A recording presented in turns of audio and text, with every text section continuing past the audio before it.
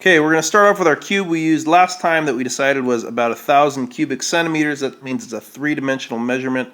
And each one of those centimeters is actually a little cube that's a centimeter tall, wide, and long. So that's how big our cube is. Now we want to talk about what does that mean for buoyancy. So we're going to make this a tank of water here. And I'm going to fill it up with water. Now how much would this thing float if I put it in water and it was airtight? So here we go. We're going to put this in the tank. I'm going to shrink it down a little bit. And we're going to put it in this tank of water. Now, when I put it in this tank of water, all that water that used to be where that cube is has to move somewhere.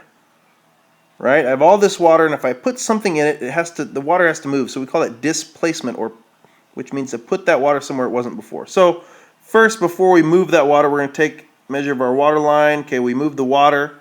You can see the water has to go up. It has to go somewhere, and in this tank it has to go up. So that cube has pushed some water out of the way.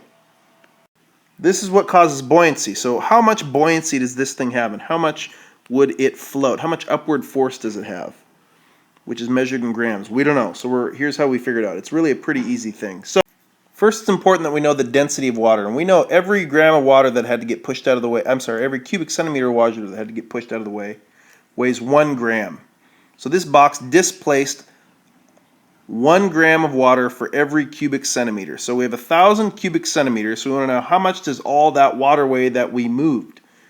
1 gram of water equals a cubic centimeter.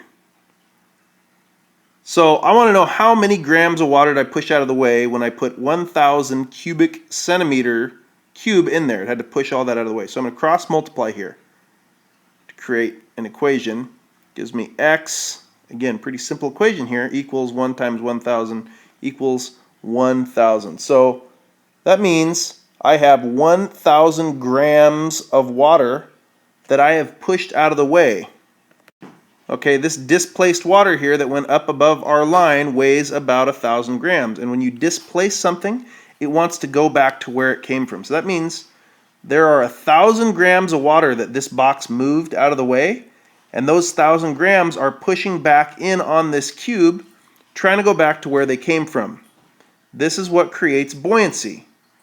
All of that water pushing back on the cube gives it an upward force of 1,000 grams. Every gram of water we move is pushing back to occupy its place. So that gives us an upward force of 1,000 grams. Okay, so to save some time, we don't actually have to do an equation every time for this because it's what we call a one-to-one conversion. Every gram of water is 1 cubic centimeter. So every cubic centimeter of water weighs 1 gram. So if I have something that is 1,000 cubic centimeters, this is my volume, it has a buoyancy of 1,000 grams. It's displacing 1,000 grams of water. Those grams of water are all trying to go back to where they came from.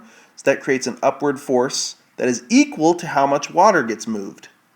So this number is my buoyancy. So same thing, if I had, say, something that was 563 cubic centimeters, a volume of 563 cubic centimeters, I don't have to do this equation.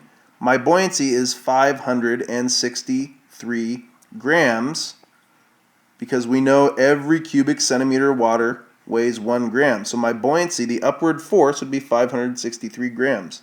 So assuming that this thing doesn't weigh anything, which we'll talk about later, I could put 563 grams of stuff in this cube or on this cube and it should still be able to float.